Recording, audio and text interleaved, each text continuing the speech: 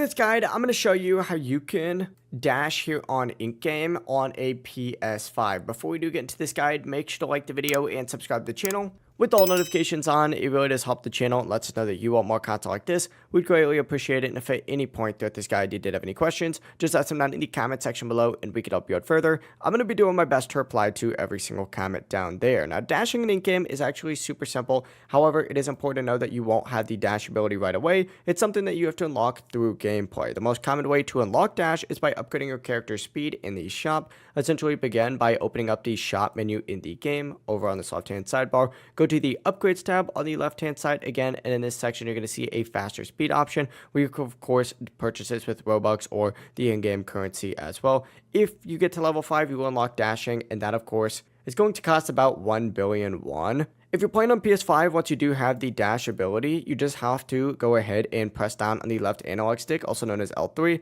If you're playing on PC, however, you do have to hit Q, and if you're playing on mobile, a dash button will appear on the right side of your screen once the ability is unlocked. After unlocking the dash, you can use it to move a lot faster, dodge attacks, or escape dangerous situations during matches, but that is how you can dash in Ink Game on PS5. If this guide did help you out, make sure to like the video and subscribe to the channel with all notifications on. It really does help the channel and lets us know that you want more content like this. We'd greatly appreciate it. Have a great rest of your day though. Peace.